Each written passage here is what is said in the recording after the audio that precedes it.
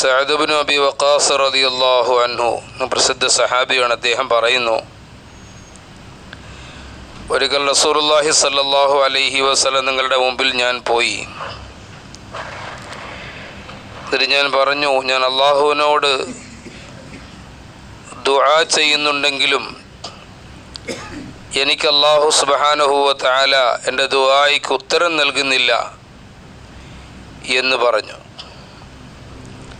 അപ്പോൾ റസൂലുള്ളാഹി സ്വല്ലല്ലാഹു അലൈഹി വസല്ലം തങ്ങൾ എന്നോട് പറഞ്ഞു, അല്ലേ സഅദേ, നീ ഹറാമിനെ ഉപേക്ഷിക്കണം.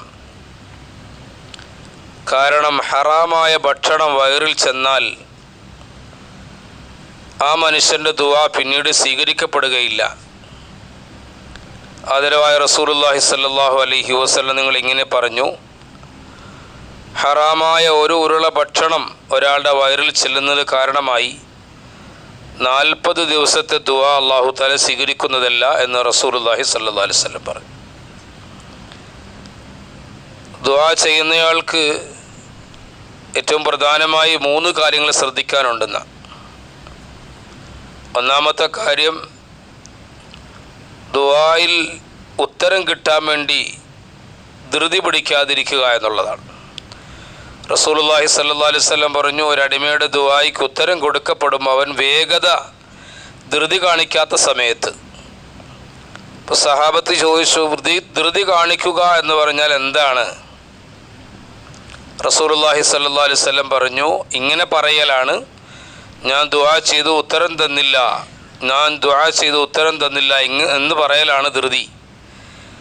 ചില സമയത്ത് അല്ലാഹു തആല ചോദിച്ച കാര്യം അങ്ങനെ തന്നെ കൊടുക്കുകയും ചിലപ്പോൾ അത് കൊടുക്കാതിരിക്കുകയും ചെയ്യും. കാരണം കൊടുക്കലാണോ കൊടുക്കാതിരിക്കലാണോ അവനെ സംബന്ധിച്ച് ഉത്തമമെന്ന് അറിയുന്നത് അല്ലാഹുവാണ്. പക്ഷേ കൊടുക്കാതിരിക്കുന്നതിനേക്കാൾ അപകടമാകാനും സാധ്യതയുണ്ട്. അതുകൊണ്ട് ചിലപ്പോൾ അല്ലാഹു തആല കൊടുക്കാതിരിക്കും. ഹദീസിൽ വരുന്നുണ്ട്, മഹാനായ മൂസാ നബി അലൈഹി സ്വലാത്തു വസ്സലാം തൻ്റെ ജനതയ്ക്കെതിരിൽ പ്രാർത്ഥിച്ചു. ഹാറൂൻ നബി അലൈഹി സ്വലാത്തു വസ്സലാം ആ ദുആയ്ക്ക് ഉത്തരം നൽകി. അല്ലാഹു തആല മൂസാ നബി അലൈഹി സ്വലാത്തു വസ്സലാമിന് വഹി നൽകി, നിങ്ങളുടെ രണ്ടുപേരുടെയും പ്രാർത്ഥനയ്ക്ക് ഉത്തരം നൽകപ്പെട്ടിരിക്കുന്നു, പക്ഷേ നിങ്ങൾ ഇനി ദുആയിൽ വേഗത കാണിക്കരുത് എന്ന് മൂസാ നബിക്ക് അല്ലാഹു തആല നിർദ്ദേശം നൽകി. അല്ലാഹു ഈ സംഭവം ഖുർആനിൽ പറഞ്ഞിട്ടുണ്ട്, ഖദ് ഉജീബത് ദഅവതുകുമാ ഫസ്തഖീമാ, നിങ്ങൾ നേരെ ചൊവ്വേ വേണം ചെയ്യാൻ, ഇങ്ങനെയല്ല ചെയ്യേണ്ടത് എന്ന് അല്ലാഹു സുബ്ഹാനഹു വ തആല 2 നബിമാർക്കും ഒരു താക്കീത് നൽകിയതായി ഖുർആനിലുണ്ട്.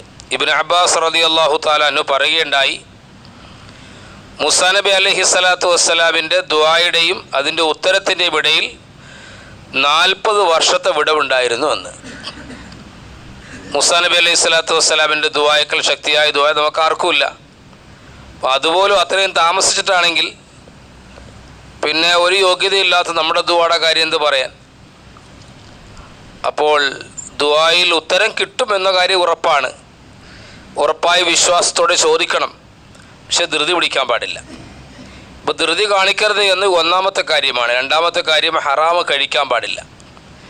ഹറാമായ ഭക്ഷണം കഴിച്ചുകൊണ്ട് എത്ര വിനയത്തോടെ ചോദിച്ചാലും ഉത്തരം കിട്ടുകയില്ല എന്ന് റസൂലുള്ളാഹി സ്വല്ലല്ലാഹു അലൈഹി വസല്ലം നിങ്ങൾ പറഞ്ഞിട്ടുണ്ട്. മൂന്നാമത്തെ കാര്യമാണ് ദുആയുടെ മര്യാദകൾ പാലിക്കുക എന്ന് പറയുന്നത്.